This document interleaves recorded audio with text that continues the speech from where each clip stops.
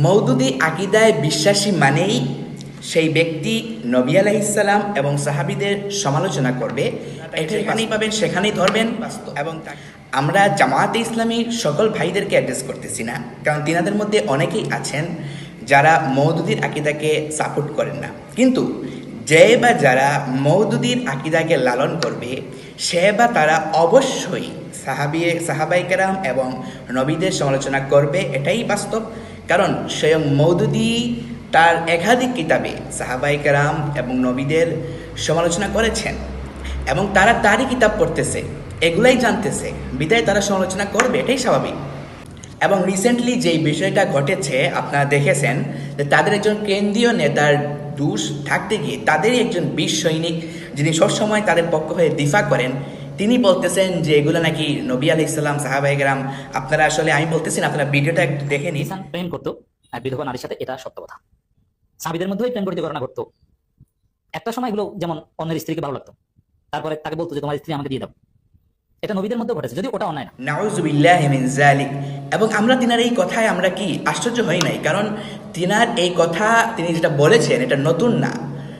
স্বয়ং তাদের আল্লামা মওদুদি তার কিতাব নির্বাচিত রচনাবলী 2য় খণ্ডের মধ্যে আপনারা পেয়ে যাবেন। সেখানেও তিনি আল্লাহর নবী দাউদ আলাইহিস সালাম সম্পর্কে এরকম একটি বক্তব্য তিনি রেখেছেন যে দাউদ আলাইহিস সালাম নাকি তিনার সেনাপতির স্ত্রীকে পছন্দ হয়েছে বিদায় তিনি নাকি তাকে বলেছেন তালাক দিয়ে দাও, এবং সেই সেনাপতি নাকি তালাক দিতে বাধ্য হয়েছিল, এরকম একটি বক্তব্য তিনি নিয়ে আসছেন।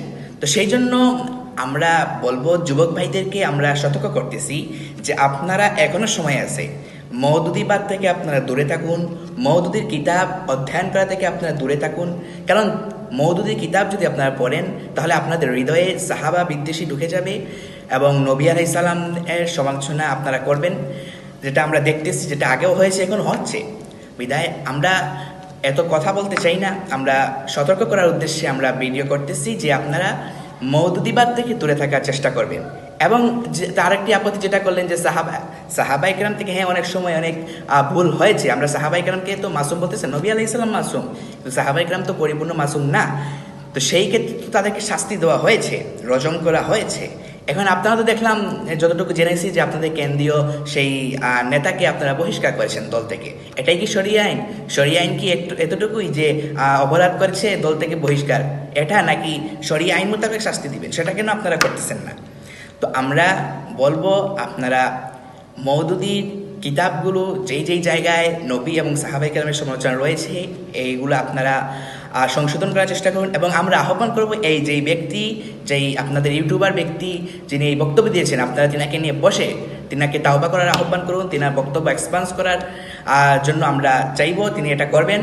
এবং জাতিকে বলবো আপনারা তাকে যেখানেই পাবেন সেখানেই ধরবেন এবং তাকে তার এই বক্তব্য এক্সপান্স করার জন্য বলবেন। তো আল্লাহ তাআলা আমাদের সবাইকে কবুল করুন, মঞ্জুর করুন, আমিন।